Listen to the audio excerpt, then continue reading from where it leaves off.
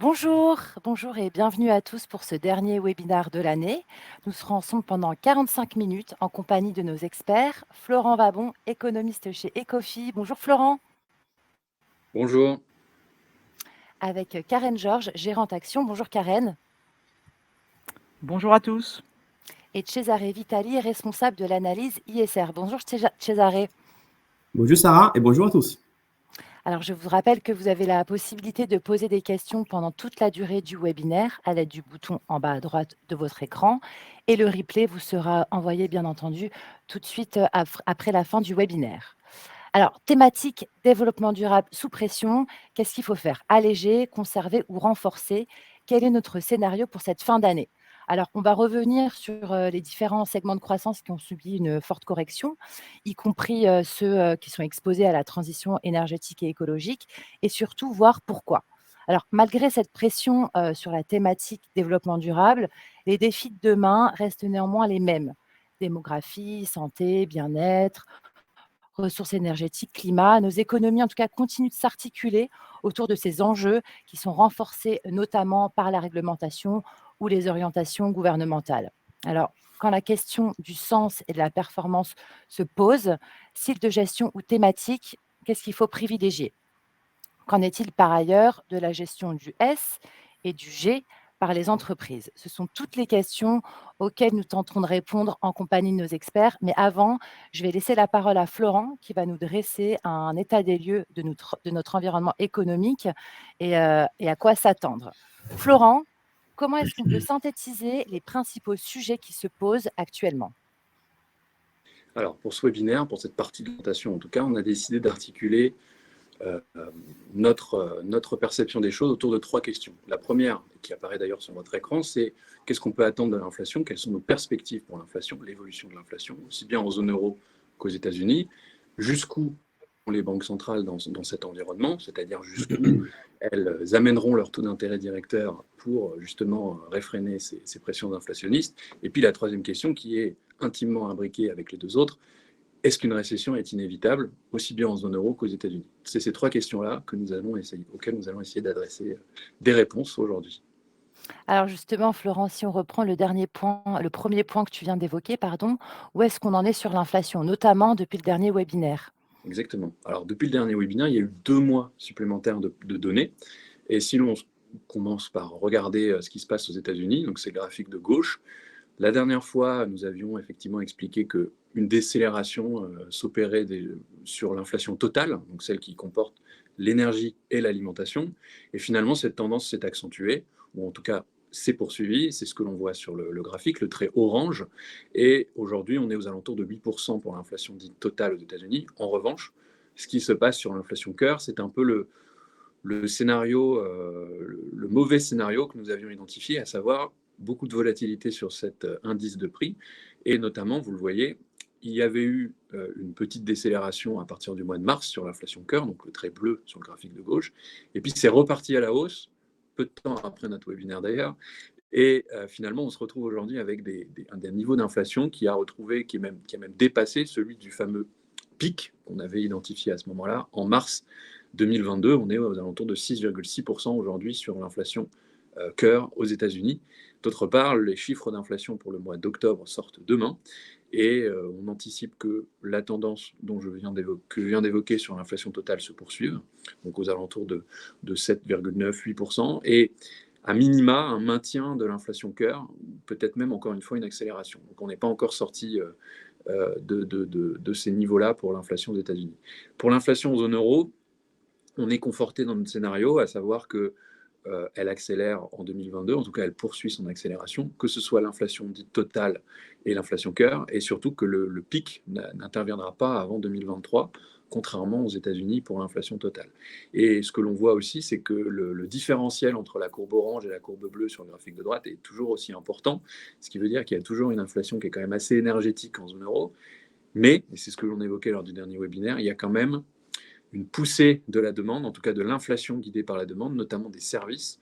Et vous voyez d'ailleurs la courbe bleue, petit à petit, se rapproche des 5%, mais est déjà à 5%, et on anticipe, on le verra par la suite à la toute fin du webinaire, qu'elle va probablement atteindre les 6%, un peu comme aux États-Unis.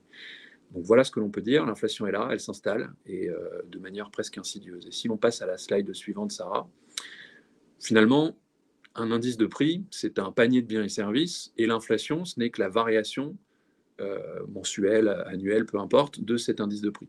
Et donc dans cet indice de prix, avec le panier de biens et services que l'on a, on peut comme ça s'amuser, entre guillemets, à retirer, par exemple, des éléments, ou alors à faire des calculs. On peut par exemple faire une inflation médiane, donc on prend la médiane des variations de l'inflation aux États-Unis, par exemple. On peut enlever ce qui a beaucoup évolué à la hausse comme à la baisse, et l'on a ce qui apparaît sur votre écran ici, ce que j'appelle le thermomètre de l'inflation. Donc vous avez comme ça différentes mesures en plus de l'inflation cœur que je viens d'évoquer. Ces mesures sont dites alternatives, justement parce que l'on modifie un peu le panier de biens et services. Et ce que l'on constate, c'est que les températures étaient encore assez froides pour ces mesures alternatives aux alentours de juin 2021, et ce n'est plus le cas aujourd'hui. Finalement, tout converge, et si vous vous situez tout à droite du tableau, vous avez une inflation, on peut le dire, très chaude, et tout converge effectivement vers une inflation cœur très élevée, et finalement, même en enlevant des éléments atypiques, comme ce fut le cas par exemple des prix des voitures d'occasion en 2021, eh ben, on se retrouve quand même avec finalement une inflation qui est diffusée de manière assez large, et le constat est à peu près le même en zone euro. Alors les mesures diffèrent un petit peu, mais c'est la même chose, c'est-à-dire que tout converge vers le fait qu'il y a une inflation quand même qui s'installe, au-delà finalement des problématiques d'offres que nous avions évoquées d'ailleurs lors du dernier webinaire. D'accord, c'est un vrai casse-tête pour les banquiers centraux, hein. Exactement. Alors, quels sont malgré tout, Florent, les facteurs qui vont contribuer à abaisser ces pressions inflationnistes et plus spécifiquement aux États-Unis? Alors parmi les facteurs qui justement nous permettent d'anticiper une décrue de ces pressions inflationnistes, notamment sur l'année 2023, il y en a deux. Le premier, c'est la partie immobilière. Alors pourquoi est-ce qu'on parle de l'immobilier? Eh bien parce que dans l'indice des prix aux États-Unis, il y a ce qu'on appelle la composante des loyers qui représente plus de 30% en réalité du poids dans l'indice des prix et donc dans l'inflation. Et c'est la courbe blanche ou couleur taupe même, je crois, sur le graphique de gauche que vous voyez. Et l'on voit effectivement que la tendance est à la hausse, très clairement. Et cette partie des loyers, ce qu'il faut bien avoir en tête aussi, c'est qu'elle est dite fictive. Fictive pourquoi? Parce que on demande, on questionne les propriétaires de biens sur le loyer qu'ils seraient prêts à payer s'ils étaient locataires de leurs biens. Ça fait beaucoup de si pour arriver à quelque chose de mesurable. Et donc finalement, on se retrouve avec des loyers qui sont dits fictifs et surtout, c'est ça important, qui mettent du temps en fait à se réévaluer. En l'occurrence, on pense à 6, 9, 12 mois avant que l'on constate vraiment les choses qui se passent réellement dans l'économie. Et justement, si l'on regarde des indicateurs un petit peu plus haute fréquence et qui nous donnent une idée un petit peu plus précise de ce qui se passe dans l'économie américaine, si on commence par l'aire orange sur le même graphique, alors l'aire orange qui représente les prix de l'immobilier, on voit qu'il y a une décélération qui s'opère déjà depuis quelques mois parce que justement, on a une banque centrale, on avait déjà évoqué lors du dernier webinaire, qui se montre très agressive aux États-Unis, et le secteur le plus sensible par essence à cette dynamique des taux d'intérêt, eh bien, c'est le secteur immobilier. D'autre part, on le voit, il y avait eu une forte appréciation des prix immobiliers à partir du Covid, donc là, on est un peu dans une sorte de correction des excès, si je puis dire, mais en tout cas, c'est ça qu'il faut retenir, c'est qu'il y a une inflexion au niveau des prix de l'immobilier, donc ça va aussi se refléter dans cette fameuse courbe taupe. Et puis, encore plus important finalement, l'aire bleutée qui représente les loyers que l'on observe de manière beaucoup plus fréquente. Et là aussi, il y a une inflexion qui s'opère depuis quelques mois. Vous constatez aussi, l'élasticité entre la courbe blanche et les aires bleues et oranges n'est pas exactement de 1 pour 1, mais malgré tout, il y a un effet retard. Et donc, la décrue de l'inflation aux États-Unis va passer par là, c'est-à-dire dans 6, 9, 12 mois, on va avoir tout doucement, petit à petit, une décélération au niveau des loyers. Donc ça, c'est ce que l'on anticipe. Donc, toute bonne nouvelle là-dessus, notamment, enfin bonne nouvelle, toute décélération plus forte qu'attendue, notamment sur les loyers ou les prix de l'immobilier, eh bien, viendra conforter un petit peu ce scénario. L'autre facteur, très rapidement, que l'on a choisi d'évoquer aujourd'hui, c'est la transition dans la composition de la demande. Et comment est-ce que l'on perçoit cela? Eh bien, sur le graphique de droite, vous avez à la fois l'inflation dite des biens durables. Qu'est-ce qu'un bien durable? Eh bien, c'est par exemple un ordinateur avec lequel on est en train de se parler aujourd'hui. C'est des machines à laver, etc. Et aux États-Unis, il y a eu une forte consommation des biens durables. pendant la crise sanitaire, et ça a contribué à avoir une forte inflation. D'autre part, parce qu'en Chine, il y avait aussi des confinements, il y a eu des goulets d'étranglement, etc. Les prix ont beaucoup augmenté. Aujourd'hui, ce que l'on voit, c'est que les biens durables, c'est aussi un secteur qui est très sensible au taux d'intérêt, donc à la politique monétaire menée par la Fed, et l'inflation des biens durables est en train petit à petit de décélérer très fortement d'ailleurs, on le voit sur le graphique, et les services, par contre, repartent à la hausse. Il n'y a pas une compensation de 1 pour 1, encore une fois, parce que les services sont prépondérants dans l'indice des prix par rapport aux biens durables. Mais malgré tout, vous voyez, il y a une tendance très, très nette de décélération brutale des prix des biens durables. Et ça, forcément, ça va aussi contribuer à ce que la décrue de l'inflation s'opère en 2023. Merci Florent. Alors si on s'intéresse maintenant au second point, à savoir l'activité économique à proprement parler, hein, qu'est-ce qu'on observe et quels sont les éléments à surveiller? Alors, parmi la batterie d'indicateurs que l'on suit chez Ecofi pour essayer de justement mesurer l'activité, on a choisi de vous en montrer deux qui sont les plus répandus et les plus simples à comprendre d'une certaine manière. À gauche, vous avez ce qu'on appelle les PMI, en l'occurrence les PMI composites parce ils se composent à la fois des services et du secteur manufacturier, donc ça donne une bonne vue d'ensemble de l'économie. Et qu'est-ce que sont les PMI? C'est ni plus ni moins que des enquêtes d'opinion qui sont soumises aux entreprises, et les questions sont du type quel est l'état de votre carnet de commandes, les délais de livraison, est-ce que vous allez embaucher de nouvelles personnes d'ici quelques mois. Donc vraiment, ça nous donne un petit peu un indicateur avancé de l'économie mondiale. Et ce que l'on constate, c'est que l'ensemble des zones géographiques qui sont présentées sur le graphique de gauche, la zone euro, les États-Unis, les pays émergents, sont en dessous de la barre symbolique des 50. Pourquoi je dis symbolique? Parce que la barre des 50, sur cet indicateur, sépare la contraction de l'activité en bas et l'expansion de l'activité au-delà. Et donc, aujourd'hui, on est en contraction de l'activité pour l'ensemble de ces trois zones. Pour la zone euro, c'est un des faisceaux d'éléments qui nous dit qu'effectivement, il va y avoir une récession en 2023. Je vais y revenir plus longuement après. En tout cas, c'est notre scénario sur la zone euro. Pour les États-Unis, c'est un petit peu plus perturbant, pour être tout à fait honnête, puisqu'on a une autre enquête aux États-Unis qui est beaucoup plus large en termes d'entreprises interrogées et également en termes de questions. Enfin, la pondération des questions n'est pas tout à fait la même. On pondère un petit peu plus les questions de l'emploi, par exemple. Mais en tout cas, ce qu'il faut retenir, c'est que c'est un panel plus large d'entreprises aux États-Unis, notamment de petites entreprises. Et vous le voyez sur le graphique, on est sur ces deux courbes. Alors, peut-être un peu moins aujourd'hui pour le secteur manufacturier, mais en tout cas pour les services, on est au-dessus de 50. Au-dessus de 50, même si effectivement la tendance est à la décélération, on demeure au-dessus de 50. Donc en territoire d'expansion de l'activité cette fois-ci. Et c'était un des éléments aussi qui nous amenait à penser lors des derniers webinaires que le troisième trimestre en termes de croissance du PIB aux États-Unis allait être assez bon. Et c'est ce qui s'est passé d'ailleurs. Et le quatrième trimestre, même s'il est encore un peu tôt pour délivrer vraiment une prévision très nette, on constate quand même qu'il y a encore une forme de résilience aux États-Unis. Si on couple ça avec des signaux sur le marché de l'emploi, par exemple, qui peuvent aussi nous donner des probabilités de récession à 12 mois ou des choses comme ça, très clairement, pareil, c'est assez perturbant. On ne voit pas de récession aux États-Unis. Même si on constate que le secteur immobilier pâtit très nettement de la hausse des taux d'intérêt de la Fed, on voit quand même une certaine forme de résilience de la consommation des ménages, notamment dans les services. Et c'est ce qui se reflète aussi dans cet indicateur.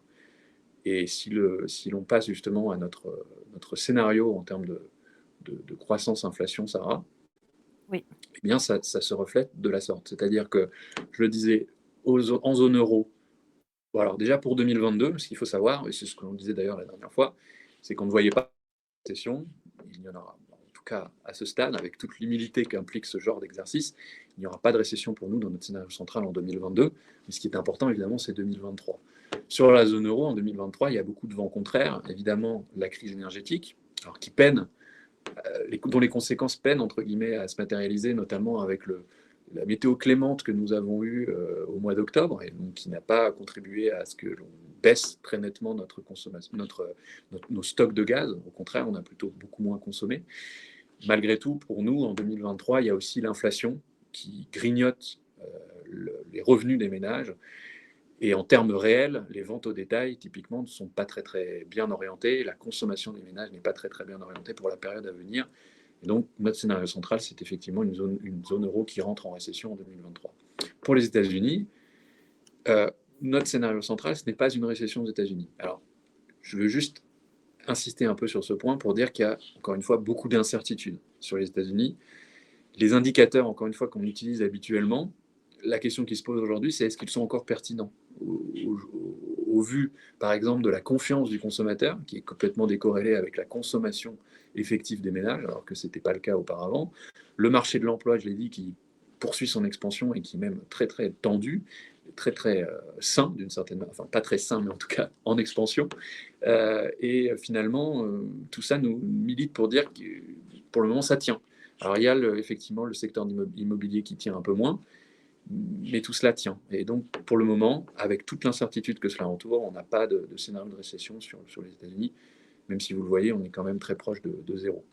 Pour l'inflation, Merci Florent. sans Oui. rentrer dans le détail des chiffres, pardon, inflation très forte en zone euro d'ici à la fin de l'année, décélération progressive en 2023, aussi bien aux États-Unis qu'en zone euro d'ailleurs, mais finalement on reste sur des niveaux très élevés, de l'ordre de 4% en tout cas aux États-Unis dans notre scénario central pour l'inflation aussi bien cœur que total, bien au-delà de la cible des 2% de la Banque centrale.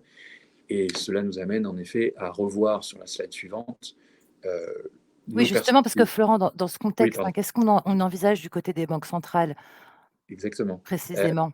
C'est le corollaire de ce que je viens de dire, c'est-à-dire qu'il y a encore de l'inflation qui en 2023, avec les éléments que j'ai évoqués qui peuvent d'ailleurs constituer de bonnes surprises, si la transition dans la composition de la demande s'opère de manière plus forte, avec une ampleur plus grande. De la même manière sur les loyers, si on voit vraiment quelque chose qui se décélère avant, on peut avoir de bonnes surprises. En tout état de cause, le discours des banquiers centraux, c'est toujours le même, c'est-à-dire que c'est plus fort, plus haut et pour plus longtemps. Alors, si, en toute honnêteté intellectuelle, si l'on se réfère à nos prévisions lors du dernier webinaire, on avait effectivement le plus longtemps et le plus fort potentiellement, mais on a peut-être été un peu timide sur l'ampleur des pas, et notamment sur les niveaux de taux directeurs, non pas terminaux, mais sur nos prévisions. Donc là, on a considérablement réévalué les choses. Avant d'ailleurs la réunion du mois de novembre de la Fed, on était un peu au-dessus du marché avec 5%. C'est une prévision à 6 mois, encore une fois. Et aujourd'hui, le marché nous a rattrapés parce que justement, la Banque centrale s'est montrée beaucoup plus agressive, en tout cas plus que ce qu'anticipait le marché, avec ce semblant de pivot, c'est-à-dire que peut-être effectivement qu'il y aura un ralentissement du pas de hausse, c'est-à-dire passer de 0,75 à 0,50, mais on ne sait même pas si ce sera décembre ou février. Et comme je vous ai dit tout à l'heure, effectivement, on a une inflation qui est encore très forte, qui s'installe de manière insidieuse. Et donc, notre prévision de 5% sur la Banque centrale américaine peut encore même aller un peu au-dessus et potentiellement durer encore, être restrictive encore sur l'ensemble de l'année 2023. À ce stade, encore une fois. Pour la Banque centrale européenne, ça n'a pas beaucoup bougé. Il y a toujours cette question de l'inflation. Et dans le discours, alors là, très très récemment, c'est très intéressant de le noter d'ailleurs, il commence à avoir exactement la même rhétorique que la Banque centrale américaine il y a quelques mois. C'est-à-dire que la souffrance des ménages est nécessaire aujourd'hui, entre guillemets, pour lutter contre l'inflation et pour éviter une souffrance bien plus forte dans le futur. Et donc, on a comme ça chaque jour des déclarations. Encore hier, quelques officiels de la BCE ont dit qu'il fallait monter les taux même s'il y a une récession, parce que justement, il faut lutter contre l'inflation qui s'installe, les anticipations d'inflation qui potentiellement peuvent dériver un petit peu, et donc il faut monter les taux d'intérêt directeurs. Est-ce une erreur ou pas? Pour le moment, c'est encore trop tôt pour le dire, mais on a en vue, en ligne de mire, 2,75 d'ici à 6 mois, et pas impossible non plus qu'on puisse aller beaucoup plus haut d'ici quelques mois. Voilà ce que je peux dire. Et puis finalement, la question qui se pose, et après j'en ai terminé, c'est qu'une fois qu'on aura atteint finalement ces niveaux de taux d'intérêt directeur, aussi bien pour la Fed que la Banque centrale européenne, combien de temps ils vont rester sur leur démarche? C'est-à-dire, est-ce qu'ils ne vont pas être rattrapés par une économie qui va se détériorer très fortement? C'est la question qui se pose. Et puis, bien entendu, est-ce qu'on va voir un pic prochainement? Et ça, c'est important pour les actions, pour ma collègue, pour ma collègue Karen. Voilà. Merci Florent, merci pour ces éclairages, c'était très clair. Alors Karen, si on en vient au marché des actions plus précisément, on sait qu'on est dans une configuration actuelle quand même très compliquée. Quelle en est ta lecture? Alors, c'est vrai que l'année est assez compliquée, donc comme l'a décrit Florent, on a quand même beaucoup de vents contraires en 2022, surtout après 2020 et 2021 qui avaient vu des soutiens massifs des banques centrales et des gouvernements. Alors, en 2022, ce contexte, on va dire, inflationniste de remontée de taux a favorisé, on va dire, 3 grandes catégories de valeurs. Alors déjà, il y a les grands gagnants de la crise énergétique, donc avec en plus, les 2 extrêmes. Donc vous avez, à la fois l'énergie fossile, donc les entreprises de pétrole et de gaz et bien évidemment les groupes de renouvelables qui bénéficient bien sûr, de cette crise énergétique. Le deuxième pan, on va dire, qui bénéficie, de ce flight to refuge, donc on va dire cette forte aversion au risque, c'est les groupes, on va dire, dits domestiques, donc typiquement les médias, les télécoms, qui sont en général, on va dire, moins sensibles à des tensions, donc c'est logique bien sûr, de matières premières, de logistique, parce que, donc ce ne sont pas des secteurs qui sont liés à ce type de problématique et bien sûr, en période de remontée des taux, les valeurs très décotées sont recherchées parce que justement, à contrario, les valeurs avec des valorisations très élevées sont sanctionnées. Donc il y a cette recherche de valeurs dites en anglais value, donc décotées, en français. Alors, le thème de la transition énergétique, donc c'est un thème, c'est extrêmement large, donc c'est transversal au niveau sectoriel. Là, il y a forcément de grandes disparités au niveau de ce qui a performé et pas performé en 2022. Les valeurs cycliques, donc même s'il y a une connotation durable à leur business, ont été sanctionnées. Idem pour la technologie, donc qui est un secteur qui est assez cher. Et à contrario, comme je l'évoquais, justement, les valeurs dites de renouvelables ou qui ont une forte connotation verte, ont, elles, été plutôt moins sanctionnées, voire sont même en progression depuis le début de l'année. Donc ça a été plutôt, ça a plutôt mitigé, donc c'était vraiment assez vaste et très divergent à l'intérieur de ce thème de la transition, énergétique. Beaucoup de disparités de performance au sein d'un même secteur, hein. Mmh. Alors il y a ça aussi, en effet, c'est vraiment l'année du stock picking également, parce qu'il y a également la gestion des managements. Donc, il peut y avoir des fortes disparités même, d'un point de vue de la région.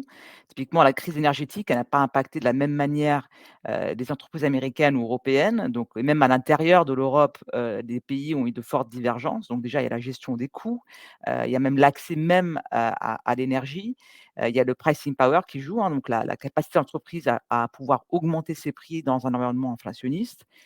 Bien sûr, la gestion, on va dire, de l'efficience opérationnelle au sens plus classique du terme et donc là aussi, on a vu de très fortes divergences, au sein même d'un même secteur. D'ailleurs, même au sein des secteurs qui ont bien fonctionné, tout n'a pas été orienté de la même manière. D'accord, merci Karen. Alors avant de revenir sur le comportement des titres, hein, très concrètement, pourquoi cette baisse? Quelles sont les raisons de cette correction boursière? Alors Florent est revenu en détail sur l'ensemble des points et même vous avez même, remarqué que la plupart des postes de coûts ont connu donc une forte inflation. Donc, lorsque Florent enlève les extrêmes, on tombe quand même sur un niveau d'inflation élevé. Donc clairement, l'inflation des coûts, a été pénalisante pour les marchés actions, donc pour les entreprises. Et bien sûr, la remontée des taux directeurs des banques centrales est bien sûr un frein, parce qu'au-delà, de l'effet mécanique sur les valorisations, il y a aussi l'effet sur les coûts de refinancement des entreprises et là encore, on n'en a même pas encore totalement les effets, donc ce sera même dans les années suivantes, on aura encore plus les effets. Donc il est logique qu'il y ait cette correction, boursière sur finalement l'ensemble des marchés, surtout occidentaux. Il y a également donc le fléchissement de la demande. Donc Florent, vous le montrez donc, le basculement de l'inflation biens à services. Donc l'essentiel de la demande, donc de biens est plutôt derrière nous, enfin en termes d'ampleur, parce que l'épargne forcée que nous avons tous eue a été, essentiellement dépensée et donc là, on en a une forte demande de services, donc ça reste relativement résilient. Donc on va dire ce besoin de plaisir post-confinement. C'est la raison d'ailleurs pour laquelle Florent vous montrait les deux courbes et que l'inflation sur les services reste beaucoup plus élevée que pour les biens.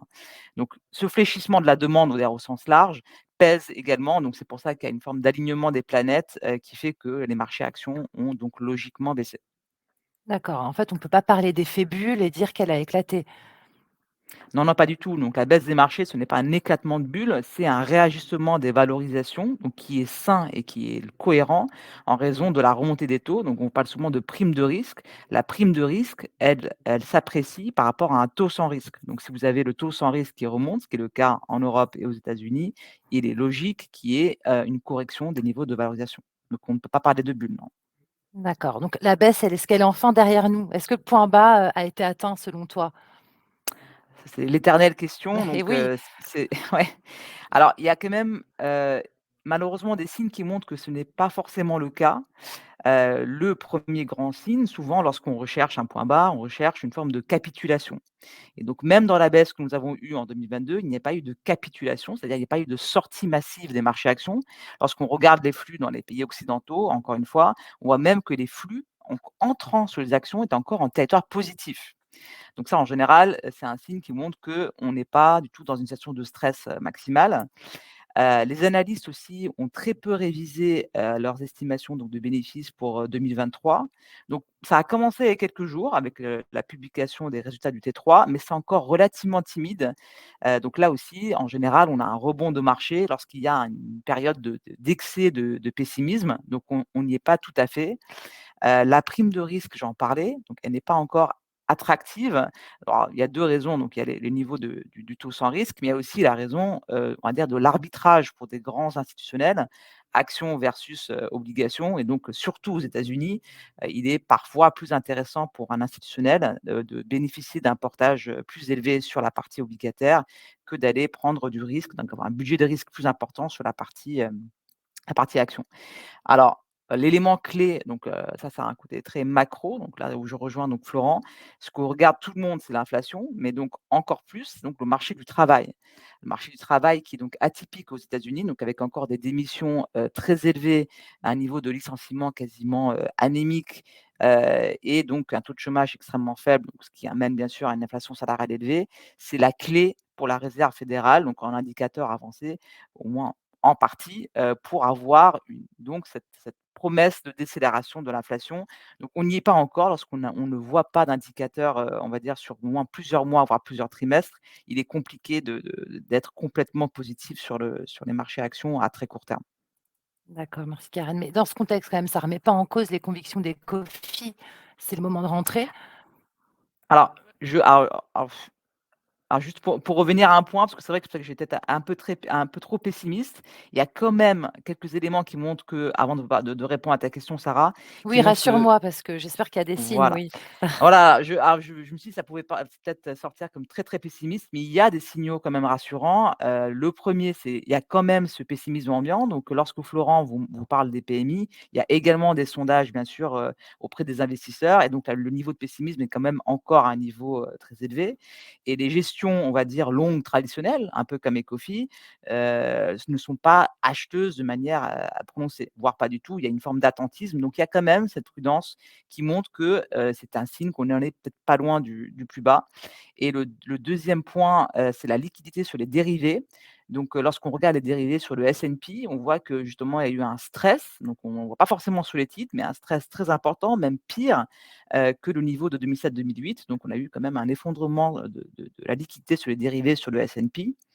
En général, lorsque on parle de pricing, lorsqu'on price les risques, lorsqu'on est conscient et qu'on tient compte des risques et que finalement vous le voyez sur la slide, hein, donc les taux, l'inflation, Jérôme Powell pour la 3e fois en novembre a de nouveau dit aux investisseurs: Je vous le redis, s'il y avait besoin de répéter que l'ancrage du côté restrictif de la politique monétaire américaine va rester pour l'instant». Ça «dérisque», on va dire entre guillemets, les marchés. D'ailleurs, c'est pour ça que vous avez depuis quelques jours une remontée des marchés actions. Donc c'est essentiellement le dernier facteur que j'évoquais. Donc Très bien. excuse-moi, du coup, j'ai pas donc si tu peux répéter la question? J'ai pas Oui, alors du coup, est-ce que ça remet en cause les convictions, d'Ecofi? Est-ce que c'est le moment de rentrer?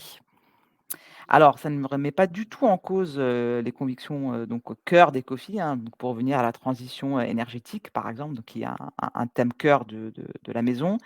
Par contre, ça oblige donc le gérant à encore plus d'efforts et on va dire de perfectionnisme sur la partie stock picking, justement avec la divergence que je mentionnais tout à l'heure, notamment sur le pricing, la gestion, on va dire managériale, le day by day, la gestion des stocks et cetera. On voit que beaucoup d'entreprises sont pénalisées par, des stocks élevés. Donc il y a beaucoup de facteurs qui font que le stock picking sera encore plus important. Mais pour finalement vous donner une image très concrète de pourquoi elle ne remet pas en cause on ne remet pas en cause cette thématique de transition énergétique. Si on prend 2 entreprises comme Rexel et SPIE, donc qui sont typiquement exposées à cette thématique-là, ils ne voient aucun ralentissement de la demande. Donc Rexel, c'est un distributeur de câbles. La demande d'électrification sur plein de marchés différents, elle est extrêmement forte. Et donc, même lorsque nous avons la chance donc, de rencontrer les managements, donc le PDG lui-même, il a confirmé, il a dit, il n'y a aucun ralentissement de la demande des clients. Si je peux parler de SPIE, donc SPIE, c'est donc un des leaders des services multitechniques en Europe. Là aussi, le PDG dit donc, non seulement il n'y a pas de ralentissement, la demande elle est même en accélération. Donc lorsqu'on voit par exemple le cas de l'Allemagne, les besoins de décarbonisation en Allemagne sont encore plus importants qu'en France. Et donc là, la demande elle est quand même très très forte pour cette boîte-là et donc pour tout le secteur au sens large. Alors, donc il n'y a pas que, on va dire les industriels qui sont concernés, donc il y a même des groupes de santé qui vont devoir accélérer, parce que la santé est souvent oubliée, mais c'est également un secteur qui a, on va dire, un petit retard sur le plan ESG, qui va devoir accélérer ses investissements, notamment, par exemple, sur la partie équipements médicaux. Donc on peut citer Siemens, Healthineers, donc le groupe allemand qui est présent sur l'imagerie et sur le diagnostic. Il y a aussi le packaging, notamment en verre avec Gerresheimer, donc encore un groupe allemand. Ou alors la digitalisation. Donc, dans la santé, il y a encore un gros retard sur tout ce qui est digital. Donc là aussi, en général, ça allège l'empreinte carbone. Et là, on peut citer donc CompuGroup Médical, qui est donc exposé notamment donc, au plan Ségur en France et à différents plans en Europe. Merci Karen. Donc on a compris, le pricing power sera clé, n'est-ce pas?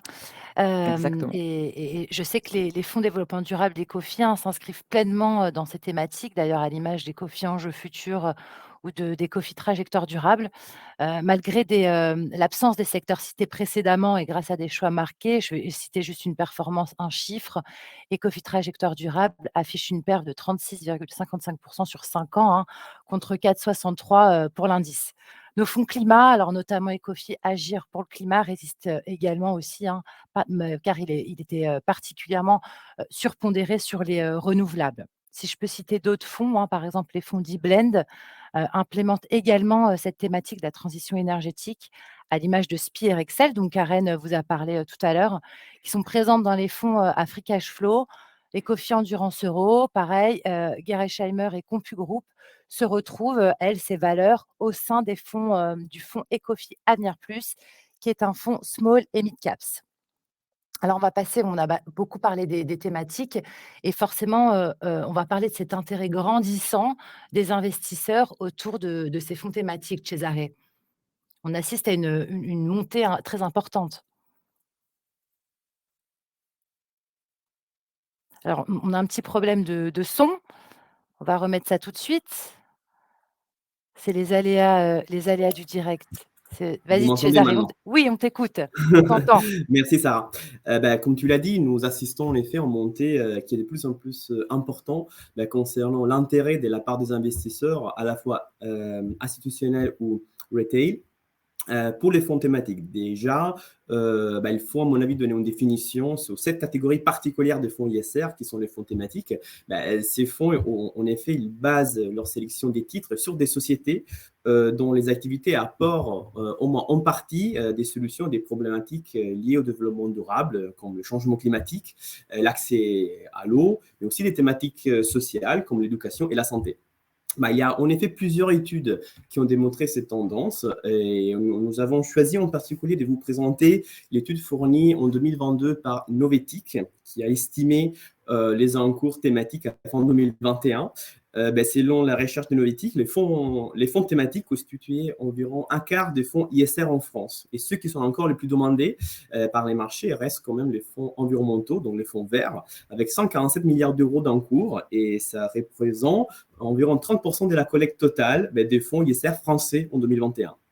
Mais une nouvelle intéressante de cette recherche concerne aussi les fonds à thématique sociale qui gagnent progressivement du terrain. Et donc, leur encours atteint les 20 milliards d'euros. Absolument. J'ai un autre chiffre à citer. Tu avais parlé de 147 milliards d'euros pour les fonds thématiques. Le dernier chiffre qui vient de sortir, c'est 233 milliards d'euros, donc il y a en 6 mois d'évolution à peu près, sur 313 fonds. Ce qui nous fait à peu près 60 milliards de collecte en 2021. Donc, c'est vraiment des chiffres qui ne cessent d'évoluer. Alors, pourquoi cet intérêt? Il y a le sens, bien entendu, et j'imagine qu'il y a la réglementation aussi qui renforce cette tendance. Tout à fait. Il faut dire déjà que la stratégie thématique est forcément une stratégie de long terme et pas de court terme, car en effet, les défis du développement durable sont forcément en lien avec l'économie. Et cette tendance, donc, offre des perspectives de croissance qui sont porteuses, surtout, comme je l'ai dit, sur le long terme, pour les sociétés qui sont concernées par ces secteurs. Comme tu l'as dit, il y a plusieurs facteurs qui peuvent expliquer cet intérêt qui monte de plus en plus pour cette typologie des fonds ISR. Déjà, il y a la recherche du sens des investisseurs. En effet, les fonds thématiques s'adaptent à de nombreuses problématiques auxquelles nous devons forcément faire face aujourd'hui. Et ils répondent de plus en plus à cette demande progressive d'impact de l'épargnant, qui est portée de plus en plus par la crise sanitaire et l'urgence climatique. Encore une fois, il y a plusieurs recherches qui démontrent cette tendance. Nous avons analysé, par exemple, une étude des Opinion Way de fin 2020 qui a estimé que 66% des Français refusent que leur épargne finance l'énergie fossile. Donc, en effet, il y a un intérêt de plus en plus majeur de la part des investisseurs pour ces types d'investissements.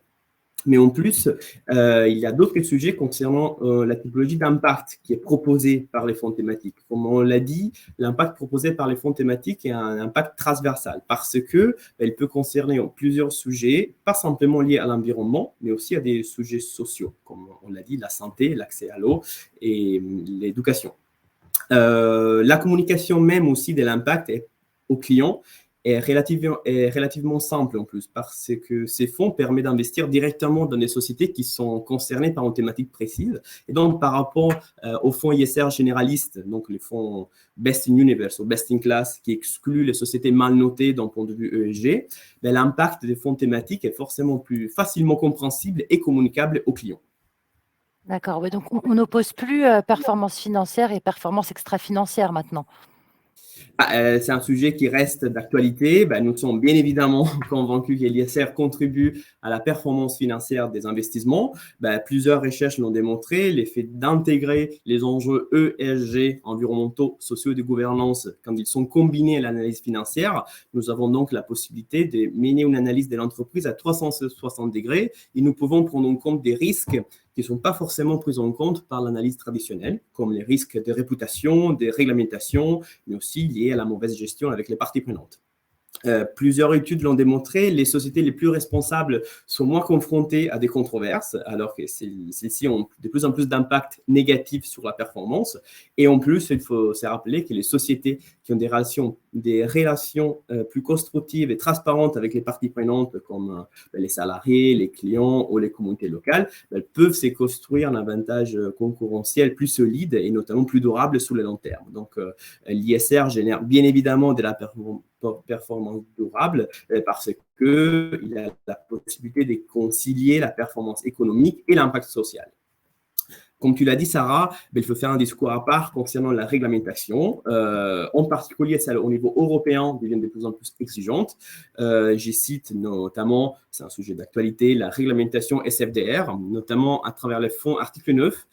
Elle permet de sélectionner les fonds qui ont des objectifs directs et concrets sur l'environnement ou sur des sujets sociaux. Je me permets de rappeler aussi la directive sur la taxonomie des activités vertes de l'Union européenne, qui a eu le mérite quand même de lister quels sont les secteurs à considérer comme verts en fonction de leur contribution à au moins un parmi 6 différents objectifs environnementaux, comme l'atténuation au changement climatique ou les contrôles de la pollution. Je cite un dernier mot sur la réglementation au niveau français. Il y a bien sûr la loi Pacte qui, depuis 2020, impose aux assureurs de proposer une unité compte labellisée ISR et depuis 2020, 2 unités compte supplémentaires, l'une verte avec les labels Greenfin et l'autre solidaire, notamment à travers les labels Finansol. Merci Cesare. On va maintenant aborder le sujet de la rigueur de l'analyse thématique. Je sais que maintenant, les investisseurs sont de plus en plus exigeants là-dessus. Tout à fait, Sarah. Il faut savoir que selon notre approche, les fonds thématiques qui ont gagné plus de crédibilité, qui démontrent un niveau de rigueur supérieur par rapport aux autres, sont ceux qui savent démontrer en fait dans la construction de l'univers éligible l'application de 2 différentes étapes de sélection. Une première thématique, mais aussi ESG. Donc, cette double sélection permet effectivement d'exclure les sociétés qui n'ont pas démontré d'avoir développé des politiques de responsabilité sociale particulièrement rigoureuses auprès de leurs parties prenantes, comme les salariés, les communautés locales et les fournisseurs. Et cela permet aussi d'exclure les sociétés qui ne respectent pas forcément les bonnes pratiques de gouvernance. Mais cette approche donc de double sélection est notamment suivie par les fonds thématiques d'Ecofi, qui sont aussi ISR, notamment Ecofi Enjeux Futurs, Ecofi Agir pour le climat et Ecofi Trajectoire durable, doivent forcément investir à 100% de leur investissement dans des sociétés qui respectent et notre filtre ESG et notre sélection thématique. Alors, Ecofi Agir pour le climat, qui a d'ailleurs le label Greenfin, il y a plein d'appellations de partout, on s'y perd avec tout ce vocable. C'est pas si clair quand même pour les moins avertis.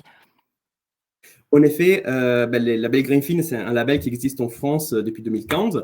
Il est soutenu par le ministère de la Transition écologique et solidaire et notamment, ce label permet de garantir que derrière un produit financier labellisé, il y a un processus de sélection et ISR et thématique rigoureuse.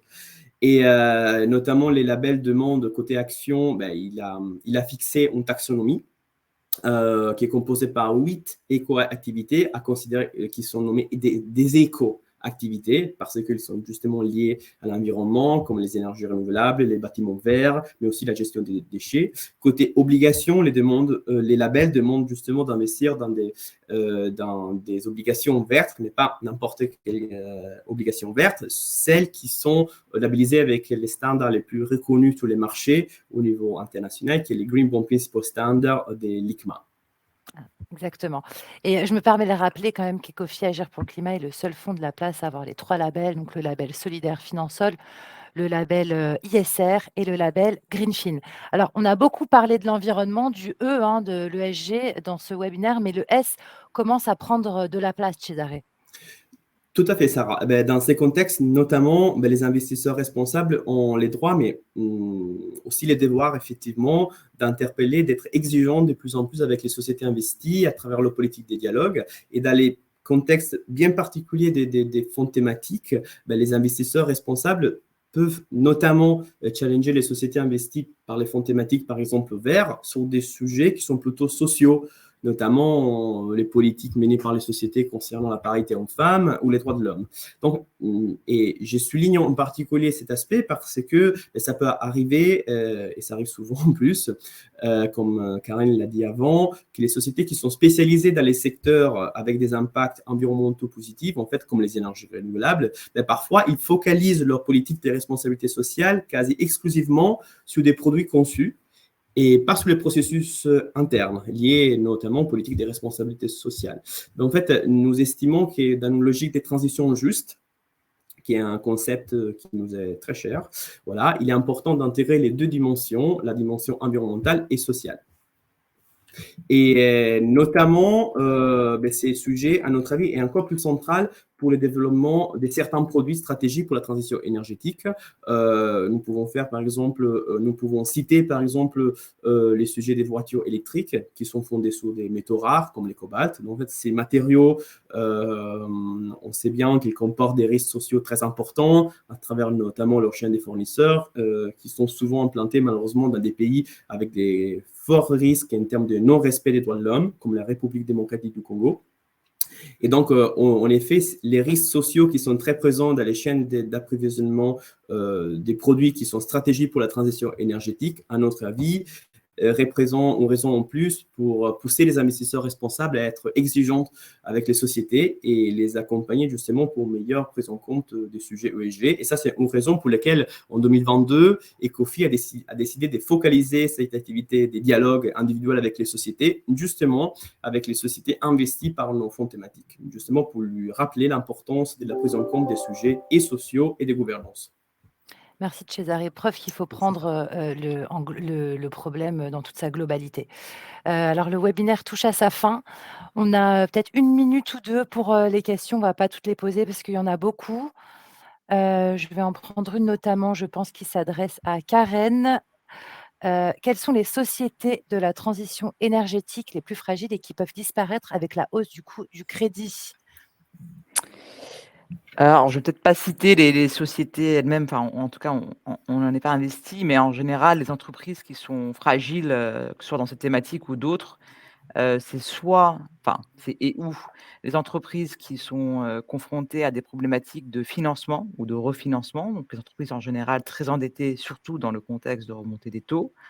Donc l'accès au capital est très important. Le deuxième point aussi qui peut être problématique, c'est la concurrence. Par exemple, si on pense aux électrolyseurs, hein, donc pour rester dans cette thématique-là, c'est un secteur fortement concurrentiel. Donc là, surtout dans un contexte plus difficile, on peut avoir des acteurs qui disparaissent s'ils sont justement, mal gérés. Idem pour les batteries. Donc, par exemple, en Asie, il y a certaines entreprises qui peuvent être en difficulté. Donc, là aussi, on peut avoir, des problématiques de faillite ou de fortes difficultés.